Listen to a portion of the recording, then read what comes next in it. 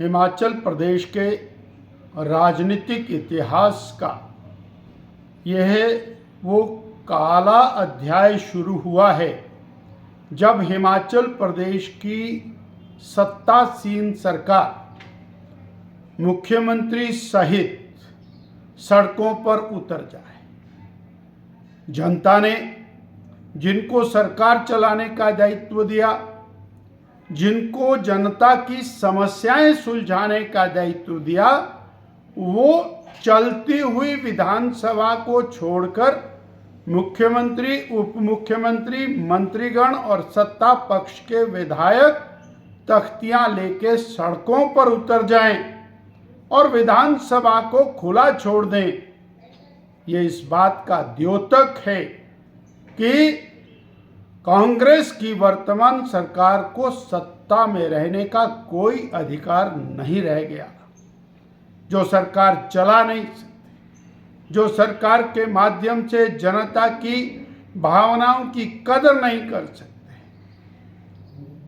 आज उसी समय जब सरकार सड़कों पर निकली, मंत्री सड़कों पर निकले, 60 साल, 70 साल, 80 साल के बुजुर्ग, वरिष्ठ नागरिक हजारों की संख्या में सरकार के खिलाफ प्रदर्शन करने के लिए सड़कों पर उतरे। क्या विकट स्थिति है।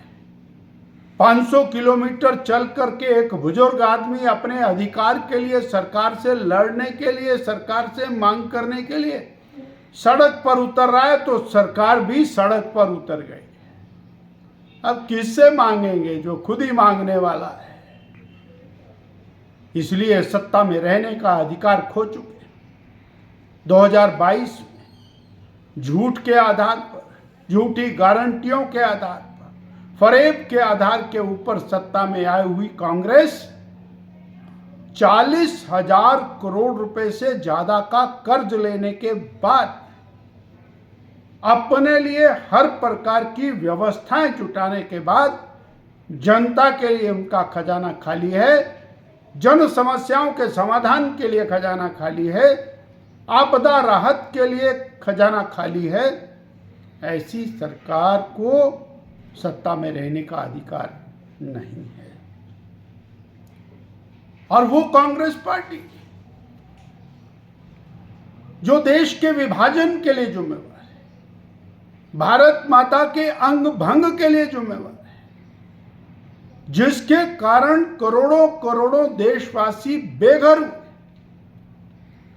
लाखों देशवासी सड़कों पर आ गए और दशकों तक कैंपों में रहने को मजबूर हुए। हजारों देशवासी कत्लेआम का शिकार हुए।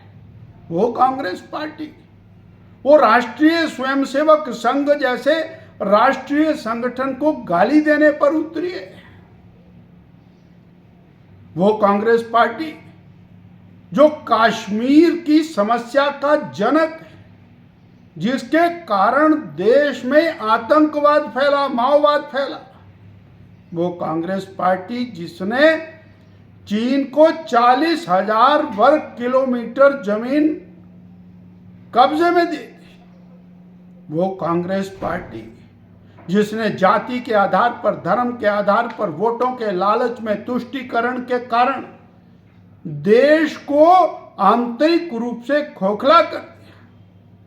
वो कांग्रेस पार्टी और उनके नेता और उनके मंत्री भारतीय राष्ट्रीय स्वयंसेवक संघ जैसे राष्ट्रवादी संगठन के बारे में कुछ कहें, ये शर्मनाक है।